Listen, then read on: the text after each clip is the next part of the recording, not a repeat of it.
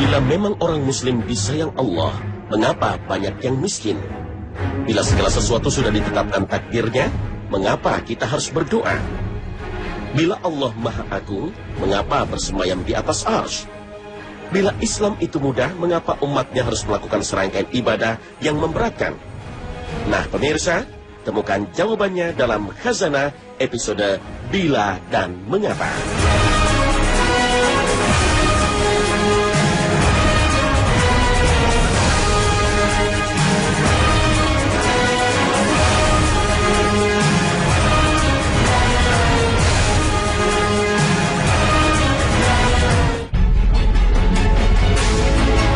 Assalamualaikum warahmatullahi wabarakatuh. Selamat pagi pemirsa Trans 7. Khazanah, ensiklopedia Islam dunia, pagi ini kembali hadir ke hadapan Anda untuk berbagi informasi Islami. Semoga menginspirasi dan menjadi motivasi aktivitas Anda hari ini. Mengapa banyak orang non-muslim hidupnya lebih sejahtera, sementara orang Islam banyak yang miskin? Padahal orang muslim sudah melakukan sholat, puasa, dan menjalankan ibadah lainnya. Apakah ini yang dimaksud dalam hadis, dunia adalah penjara bagi orang mukmin dan surga bagi orang kafir? Tidak benar bahwa orang non-muslim selalu lebih kaya daripada orang muslim. Jika kita amati dengan sungguh-sungguh, ada banyak orang non-muslim yang miskin, dan banyak pula orang muslim yang miskin.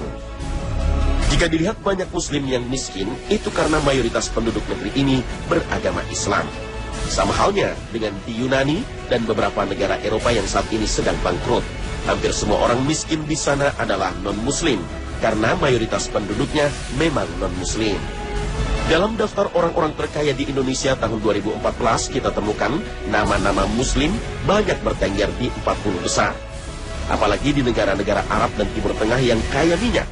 Mayoritas orang terkaya adalah muslim, sebab merekalah penduduk mayoritas. Jadi, kaya dan miskin tidaklah selalu identik dengan agama. Sebab Allah dengan sifat Rahman-Nya atau Maha Pengasih memberikan rezeki kepada setiap orang, bukan hanya muslim saja. Allah juga memberlakukan sunnah kauniyah atau hukum alam bahwa siapa yang berusaha keras, bekerja cerdas atau pandai berbisnis, mereka akan mendapatkan karunia rezeki dan kekayaan yang setimpal. Ini berlaku untuk semua orang muslim atau bukan. Namun Allah juga memiliki sifat rahim atau maha penyayang. Kasih sayang yang khusus Dia berikan kepada hamba-hambanya yang beriman. Kalaupun seorang mukmin itu miskin hidupnya di dunia, bisa jadi itu ujian. Jika disikapi dengan sabar, ia akan mendapatkan rahimnya atau penyayangnya Allah berupa balasan berlipat ganda di akhirat dan dimasukkan ke dalam surga. Adapun orang-orang non-muslim, kekayaan yang didapat di dunia merupakan balasan atas kerja keras dan perbuatan baiknya selama di dunia. Tetapi di akhirat, mereka tidak mendapatkan apa-apa. Bisa pula, kekayaan orang kafir di dunia ini hanya bentuk istidraj atau jebakan rezeki dari Allah. Mereka disenang-senangkan di dunia, dibiarkan memiliki harta kekayaan yang banyak, sehingga semakin ingkar atau makin jahat, lalu mereka ditelungkupkan Allah ke dalam neraka. Adapun mengenai sabda Rasulullah SAW, dunia adalah penjara bagi orang mukmin dan surga bagi orang kafir. Hadis riwayat Muslim. Abdullah bin Mubarak, seorang generasi tabi'in, murid sahabat Nabi yang dikenal kaya raya, pernah ditanya oleh seorang Yahudi. Orang Yahudi pedagang minyak eceran yang pakaiannya kotor dan tangannya menghitam itu bertanya, "Wahai Ibnu Mubarak, bukankah disebutkan dalam hadis bahwa dunia ini adalah penjara bagi orang mukmin dan surga bagi orang kafir? Tetapi mengapa engkau yang muslim justru kaya raya, dan aku yang non-muslim justru miskin dan menderita?" Dengan wajah teduh Ibnu Mubarak menjawab, "Kekayaan dan kebahagiaanku ini laksana penjara jika dibandingkan dengan surga yang akan ditempati oleh orang mukmin nanti. Sedangkan penderitaanmu di dunia ini belum ada apa-apanya dibandingkan dengan neraka yang menantimu di akhirat nanti." Mendengar jawaban Ibnu Mubarak ini, orang Yahudi penjual minyak itu mengucapkan 2 kalimat syahadat, memeluk Islam. Bila semua perkara telah ditetapkan takdirnya oleh Allah Subhanahu wa Ta'ala, lalu apa gunanya doa? Mempercayai qada dan qadar adalah rukun iman yang keenam atau yang paling terakhir. Kita wajib mengimani meyakini dan mengamalkan dengan sebenar-benarnya. Namun ada dua hal yang perlu kita sebut terkait dengan takdir Allah. Pertama, takdir itu rahasia Allah. Tak satupun manusia di dunia ini yang mampu mengetahui jangka nyawanya atau ajal kematiannya. Di mana akan mati? Di kampung, di negeri sendiri, ataukah di kampung dan di negeri lain? Lalu bagaimana akhir dari kehidupannya? Apakah kematiannya disebabkan karena sakit, kecelakaan, atau mati biasa? Begitu juga halnya dengan rezeki yang diperoleh. Berapa banyak jumlahnya?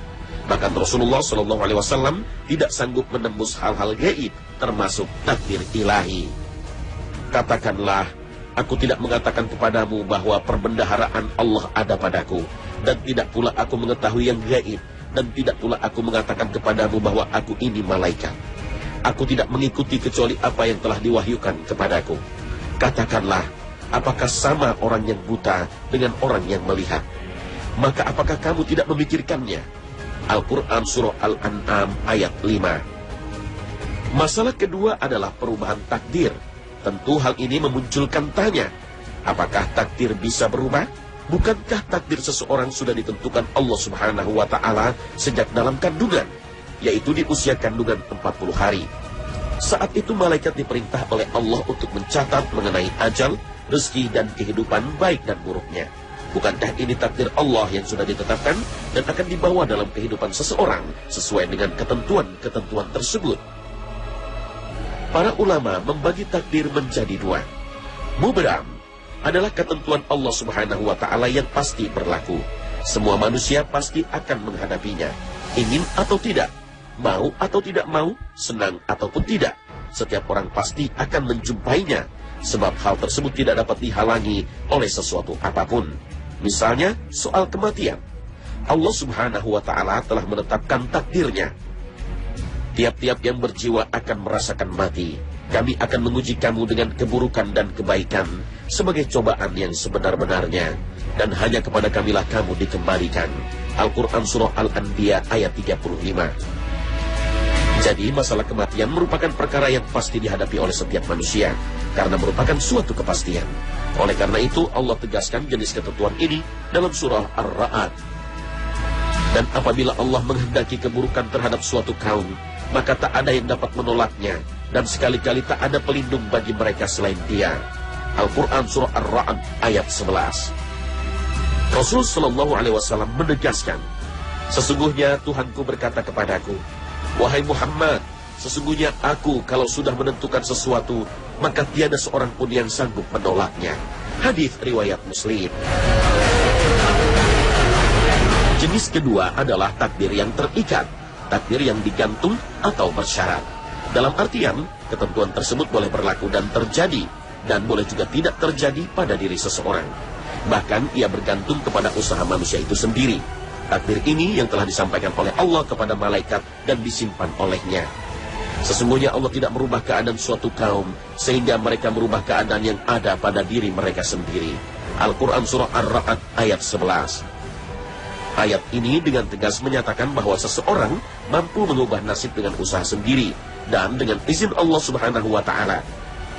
Oleh karena itu agama memberikan dua syarat utama untuk mengubah takdir, yaitu dengan cara memperbanyak doa dan menyambung silaturahim. Dalam kaitannya dengan perubahan umur manusia, para ulama berselisih paham. Apakah takdir bisa berubah? Bolehkah umur dipanjangkan atau dikurangkan? Hal ini disebabkan oleh adanya sumber hukum yang secara zahir dari Al-Quran yang menyatakan dengan jelas bahwa umur seseorang tidak akan ditambah ataupun dikurangkan. Tiap-tiap umat mempunyai batas waktu kematian, maka apabila telah datang waktunya, mereka tidak dapat mengundurkannya barang sesaat pun, dan tidak dapat pula memajukannya. Al-Quran Surah Al-A'raf ayat 34. Di samping ayat ini terdapat juga hadis yang secara zahir atau lahir menjelaskan bahwa doa dan silaturahim dapat memanjangkan umur seseorang dan mampu melapangkan rezekinya. Rasul bersabda, tidak ada yang mampu menolak takdir Allah kecuali doa. Hadis riwayat Tirmizi. Oleh karena itu doa dalam Islam sangat digalakkan, dan Allah menjanjikan akan menerima doa seorang mukmin yang betul-betul mengharap diterima doanya. Dan Tuhanmu berfirman, berdoalah kepadaku, niscaya akan kuperkenankan bagimu. Al-Quran Surah Al-Mu'min ayat 60. Ayat ini dapat dipahami lebih mendalam bahwa doa disyariatkan dalam Islam pada dasarnya untuk mengubah nasib seseorang. Sebab apalah gunanya seseorang berdoa kalau ia tidak mengharap perubahan dari Allah, baik perubahan umur atau mengharap rezeki dengan meminta ditambahkan rezekinya. Siapa saja yang ingin dimudahkan rezekinya dan dipanjangkan umurnya, maka hendaklah menyambung silaturahim. Hadis riwayat Bukhari.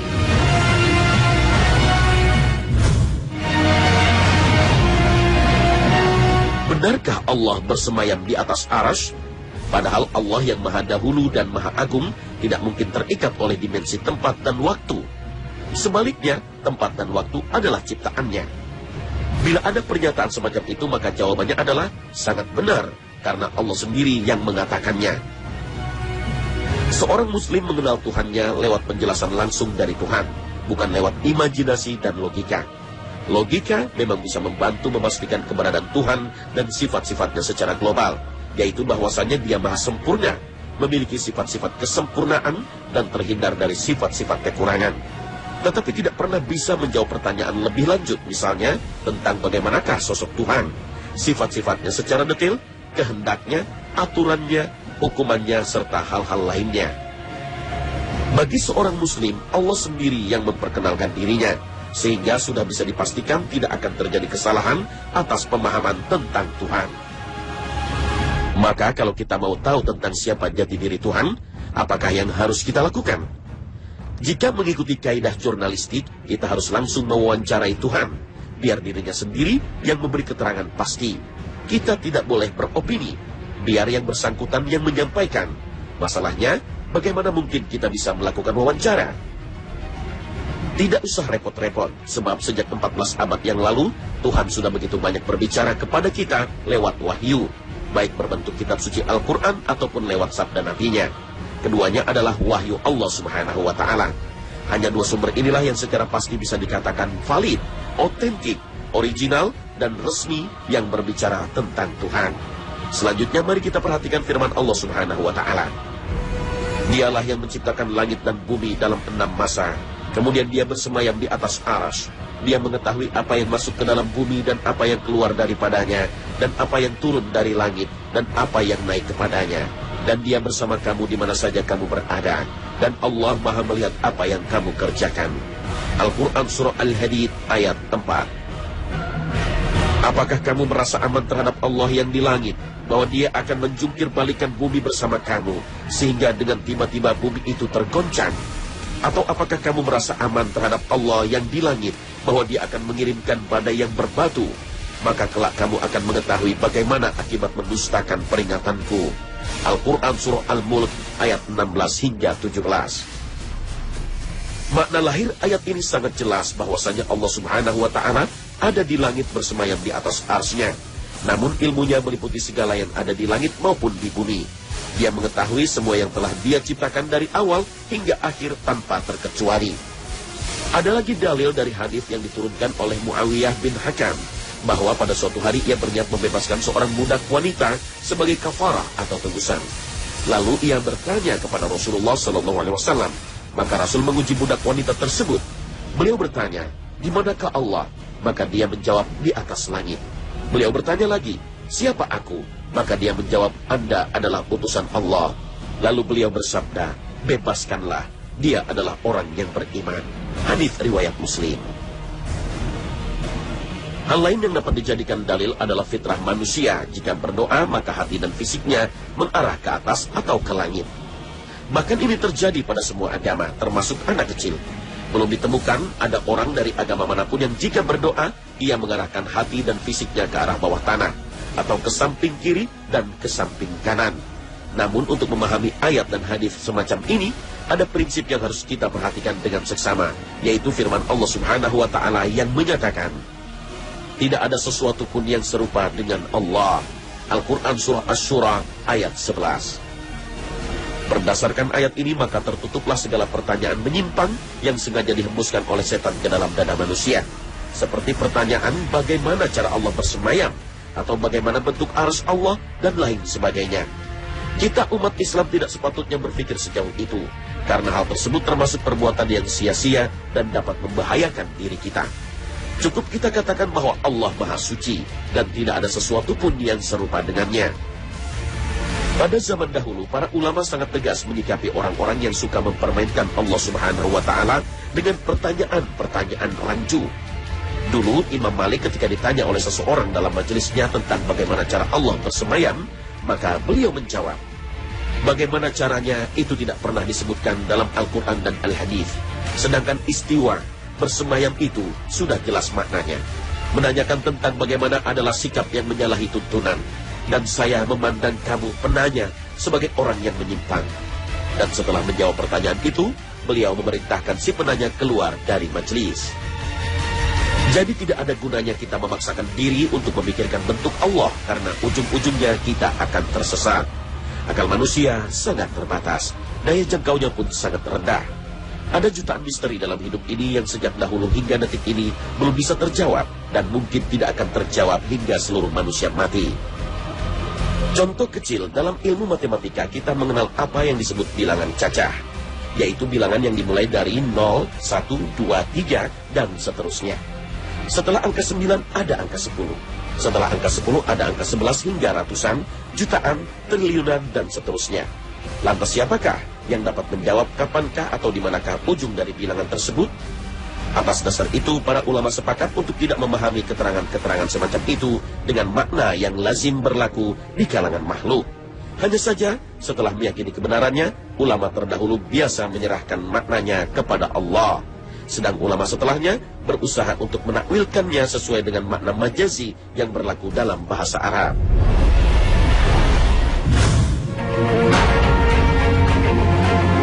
Sebentar lagi bulan puasa akan tiba. Umat muslim di seluruh dunia akan melaksanakan ibadah puasa selama sebulan penuh. Terkadang ada yang mempertanyakan, kenapa Allah memberatkan kita dengan ibadah-ibadah yang menguras tenaga? Karena harus menahan makan tidak minum sampai 13 atau 14 jam. Tahajud di sepertiga atau 2/3 malam, bahkan diwajibkan di awal-awal dakwah Rasulullah. Harta yang nyata-nyata milik kita harus dikeluarkan untuk orang lain. Lalu muncul dalam benak sebagian orang, bukankah semua itu berarti Allah Subhanahu wa Ta'ala memberatkan hamba-hambanya? Mari kita berhenti sejenak, menyendiri, menyepi dari hiruk pikuk dunia ini. Mari kita renungkan sebuah pagar rumah dan indah, mobil dan gagah, jembatan yang kokoh, gedung-gedung pencakar langit yang menjulang tinggi. Bukankah sebagian besar konstruksinya terbuat dari besi atau baja? Masih ingatkah kita bahwa besi-besi yang telah terbentuk dengan kokoh dan indah itu sebelumnya telah disiksa sebelum menjadi indah menawan? Sang biji besi dipanaskan hingga berpijar dan meleleh, kemudian dipukul dan ditempa menjadi bentuk-bentuk yang diinginkan tuannya. Jika sang besi tidak mau menerima kenyataan untuk ditempa dan dipanaskan hingga meleleh, akankah ia menjadi mobil dan gagah atau jembatan kokoh? Tentu tidak. Begitu juga dengan ibadah yang Allah syariatkan kepada hambanya. Bukan karena Allah ingin membuat kita menderita, bukan karena Dia ingin menyiksa kita, melainkan karena Allah sayang, Allah cinta kepada kita. Ketika kita diwajibkan untuk berpuasa 1 bulan penuh pada bulan Ramadan, apakah di hari yang ke-31 membuat kita menemui ajal? Apakah yang kita rasakan ketika mendengar azan maghrib? Bukankah muncul suatu perasaan bahagia di relung hati kita? Indah rasanya ketika siang hari yang panjang dan panas berhasil kita taklukkan tanpa mencicipi sedikit makanan dan minuman. Apalagi ketika tetes demi tetes, teguk demi teguk air sejuk itu membasahi kerongkongan kita. Bukankah suatu perasaan bahagia yang muncul?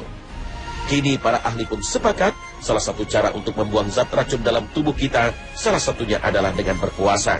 Maka tidaklah salah jika Rasulullah bersabda, berpuasalah kalian agar sehat.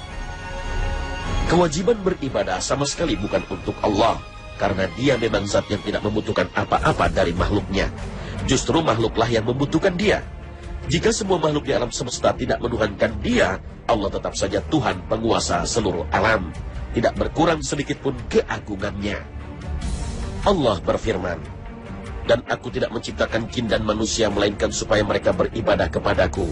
Aku tidak membutuhkan rezeki sedikit pun dari mereka, dan aku tidak menghendaki supaya mereka memberi aku makan. Sesungguhnya Allah dialah Maha Pemberi rezeki yang mempunyai kekuatan lagi sangat kokoh. Al-Quran Surah Az-Zariyat ayat 56 hingga 58. Lantas, kenapa Allah mewajibkan kita untuk beribadah?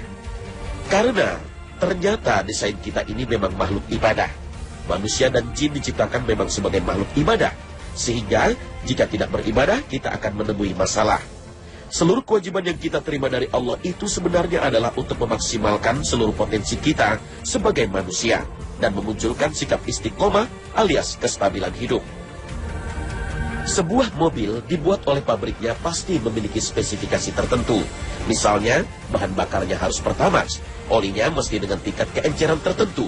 Cara menjalankannya harus mengkombinasikan antara kopling, gas, rem, dan lain sebagainya. Maka, jika mobil itu diperlakukan tanpa memperhatikan segala kewajiban yang diperintahkan oleh pabriknya, tentu mobil itu akan rusak sebelum waktunya. Mobil yang didesain berbahan bakar Pertamax, jika diisi dengan bahan bakar solar, tentu saja akan rusak. Pertanyaannya adalah, untuk siapakah segala kewajiban yang diharuskan oleh pabrik mobil itu? Apakah untuk kepentingan pabrik ataukah untuk kepentingan mobil dan pemiliknya? Tentu untuk kepentingan mobil dan pemiliknya. Bagi pabrik sama sekali tidak ada kerugian apapun kalau kita tidak menjalankan segala kewajiban itu. Bahkan meskipun si pemilik mobil melanggar semua ketentuan itu dengan alasan yang baik dan benar, tetap saja ia akan memperoleh efek yang merugikan ketika tidak menjalankan kewajiban. Misalnya, demi alasan penghematan maka BBM mobil diisi saja dengan premium yang harganya lebih murah dibandingkan Pertamax. Bukankah sama-sama bahan bakar minyak? Demikian pula ibadah adalah kewajiban. Bukan untuk Allah sang pencipta, melainkan untuk hamba-hambanya. Sholat kita adalah untuk kita sendiri. Puasa, zakat, haji, zikir, doa, dan segala macam kebaikan yang kita usahakan pada hakikatnya adalah untuk kita sendiri.